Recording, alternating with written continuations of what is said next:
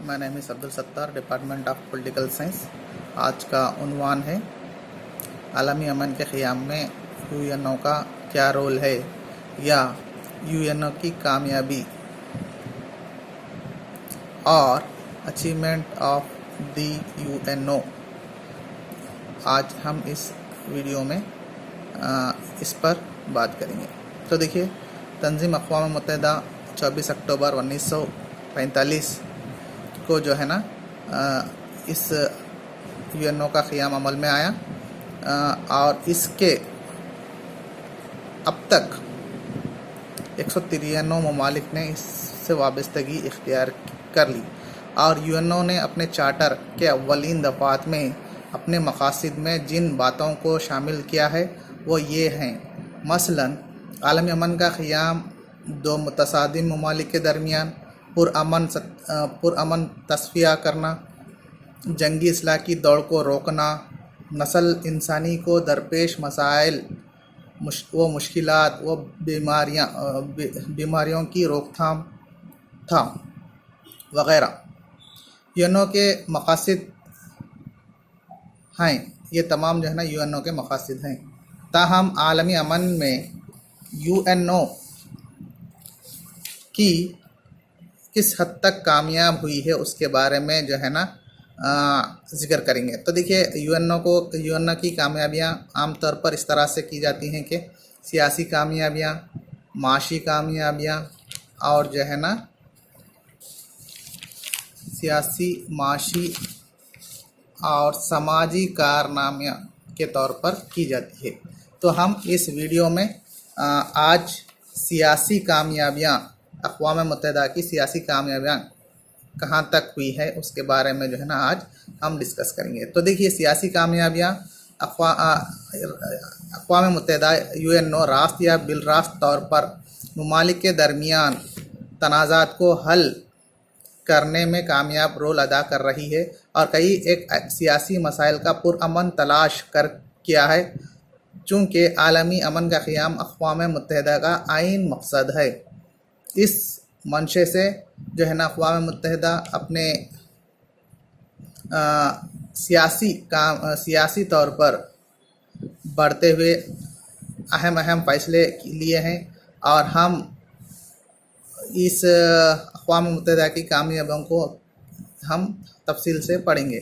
तो देखिए, अक़वाम मुत्तहिदा का जो पहला मसला आया, ईरान का मसला, ईरान, प्रॉब्लम ऑफ ईरान 1946 में यूएनओ की सिक्योरिटी काउंसिल में ये पहला मसला था। रूस की फ़ौजें जब ईरान के इलाक़ों में दाखिल हुई और ईरान के बाग़ियों की हिमायत करने लगी तो ईरान ने इस मसले को सिक्योरिटी काउंसिल से रुजू किया और सिक्योरिटी काउंसिल इस मामले में मदाखलत करते हुए रूस से अपनी फ़ौजें वापस लेने की ख्वाहिश की।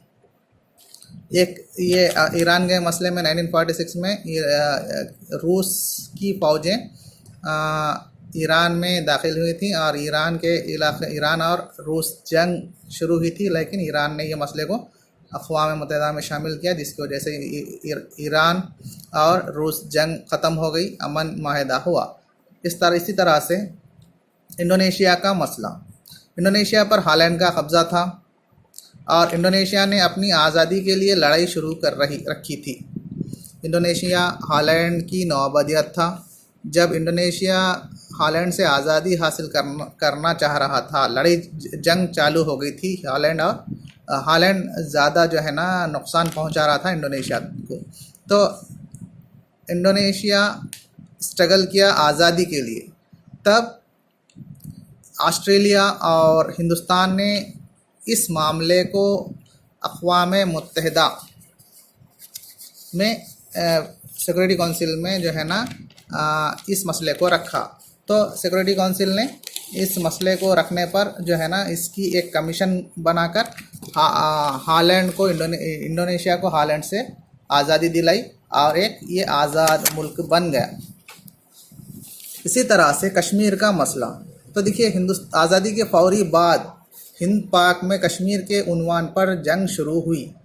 हिंदुस्तान ने इस मुकदमे को सिक्योरिटी काउंसिल में पेश किया। यूएनओ ने निमट डिक्किसन और फ्रैंक عہدیداروں کو منتخب کیا تاکہ اس مسئلے کا جائزہ اور UN کی سفارش پر ہی 1948 اور 1965 کی جنگوں دونوں ممالک جنگ بند کرنے پر راضی ہوئے، اور اقوام متحدہ میں آج بھی ہندوستان اور پاکستان کے درمیان جنگیں ہوئیں، اور 1965 اور 1971 یہ دونوں جنگیں کشمیر کے مسئلے پر ہوتی رہی ہیں۔ اسی طرح سے اسرائیل کا مسئلہ دیکھیے، UN نے دنیا بھر کے یہودیوں کو ایک مملکت کی صورت میں فلسطین کے علاقے میں اسرائیل کے نام پر آباد کرنے میں کامیابی حاصل کیا۔ اگرچہ کہ مصر نے اسرائیل پر حملہ کیا، لیکن عرب اسرائیل جنگ کے نتیجے میں اسرائیل تقریباً ختم ہو چکا تھا، لیکن سیکورٹی کونسل نے صدر امریکہ جیمی کارٹر کی نگرانی میں کیمپ ڈیوڈ معاہدے کے تحت عرب اسرائیل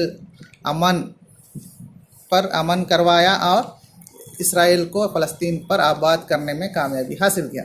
اسی طرح سے برلن کا محاصرہ 1948 میں آیا۔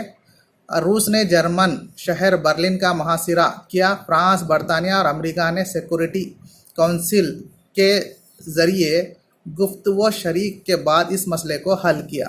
اسی طرح سے کوریا کا مسئلہ، شمالی کوریا نے جنوبی کوریا پر حملہ کیا تھا اور امریکہ نے سیکورٹی کونسل میں اس کو پیش کیا، جبکہ کوریا نے سیکورٹی کونسل کی قرارداد کو مسترد کیا۔ تب سیکورٹی کونسل کی نگرانی میں UNO کی فوجیں جنوبی کوریا کی امداد کے لیے داخل ہوئی، جس کی وجہ سے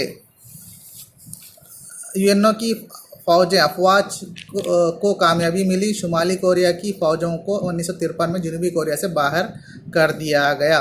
اسی طرح سے کانگو کا تنازع 1960 میں آیا۔ کانگو بیلجیم سے آزادی حاصل کر کے ایک آزاد ملک بن گیا تھا، مگر کانگو کی فوجیں نے بغاوت کی اور بیلجیم نے دوبارہ کانگو میں مداخلت کی۔ کانگو نے اس مسئلے کو سیکورٹی کونسل میں پیش کیا اور UNO کی فوج کانگو میں داخل ہوئی اور امن قائم کیا، غذائی اجناس وغیرہ فراہم کیا، اور اگرچہ کہ UNO کے سیکریٹری جنرل ڈکسمبرجولڈ کو ان کے ہوائی جہاز سمیت مارا گیا تھا۔ اسی طرح سے ہند چین بارڈر کا تنازع 1962، ہندوستان اور چین کے درمیان سرحد کے مسئلے پر جنگ شروع ہوئی اور چین نے ہندوستان پر حملہ کر دیا۔ ہندوستان نے سیکورٹی کونسل میں یہ مسئلہ اٹھایا اور UNO کی مداخلت سے جنگ روک دی گئی، اور آج بھی چین ہندوستان سے بارڈر کے نام پر اپنے سینکوں کو مار رہا ہے، جس کی وجہ سے آج بھی ہندوستان چین کے درمیان 1962 میں جنگ ہوئی تھی، اور اب اس طرح کی حرکتیں کر رہا ہے چین کے بارڈر کے نام پر ہندوستان میں اپنے فوجوں کو بھیج کر اپنے فوجوں کو غیر قانونی طور پر مار پیٹ کر رہا ہے، جس سے اپنے فوجیوں کی جان جا رہی ہے۔ اسی طرح سے ترک اصلاح کے مسائل، تو دیکھیے UNO کی رہنمائی میں 1946 میں ایٹامک انرجی اور 1947 میں ایٹامک آرمز کمیشن اور 1952 میں ترک اصلاح کمیشن قائم کیا گیا۔ ان کمیشنوں کے نتیجے میں امریکہ، روس اور برطانیہ کے درمیان جون 1963 کو ایک معاہدہ ہوا، جس سے ایٹمک تجربات پر پابندی لگائی گئی۔ پھر 1970 میں ان تینوں ممالک نے واشنگٹن میں ایک معاہدہ کیا، جس میں ایٹمی ہتھیاروں کی تیاری پر پابندی لگائی گئی۔ پھر مئی 1972 میں امریکہ روس کے سربراہ UNO کے پرچم تلے ماسکو میں جمع ہوئے اور اصلاح کی کمی پر ایک معاہدہ ہوا جس کی شناخت جنرل اسمبلی نے کی تھی۔ اس طرح عالمی امن کے قیام میں UNO کے 59 سالہ خدمات پر تاریخ کی ایک ڈائری بن چکی ہے، جس کی وجہ سے اقوام عالم نے اپنے اعتماد اور عقیدت کے گلدستے پیش کیے۔ تو اس طرح سے اقوام متحدہ اپنے سیاسی طور پر، معاشی طور پر، سماجی طور پر، یعنی کہ دیکھیے سماجی طور پر، معاشی طور پر اقوام متحدہ کئی کام کیے ہیں۔ جیسے UNO نے چند ادارے قائم کیے، جیسے IRD، IMF، IDA، ایسے جو ہے نا ادارے قائم کر کے جو ہے نا ممالکوں کو جو ہے نا قرض جات، معاشی طور پر مدد کی۔ سماجی کارنامے یا خدمات میں WHO، ورلڈ ہیلتھ آرگنائزیشن کے ذریعے، UNICEF بچوں کی تعلیم اور بہبودی کے لیے کام کرتا ہے۔ اسی طرح سے UNESCO اس تنظیم کے ذریعے ناخواندگی کو دور کرنے کے پروگرام چلاتا ہے۔ اس طرح سے جو ہے نا اور اپرتھائڈ کو 1975 کو سال برائے خواتین منایا گیا اور مردوں کے برابر درجہ دیا جائے۔ 1973 تا 1983 کو یہ اشرہ برائے خاتمہ نسل امتیازی اپرتھائڈ منایا گیا، اور ہر سال 24 اکتوبر کو UNO کا دن، عالمی ترقی و معلومات کا دن منایا جاتا ہے، اور 2004 عیسوی کو سال برائے ایڈز منایا گیا۔ اس طرح سے کل جو ہے نا اقوام متحدہ کی جو ہسٹری ہے وہ سیاسی کارنامے، معاشی کارنامے، اور اس کے علاوہ جو ہے نا سیاسی، معاشی اور سماجی کارنامے، اس طرح سے جو ہے نا اس کے اچیومنٹس ہیں جو آج ہم اس ویڈیو میں پڑھے ہیں۔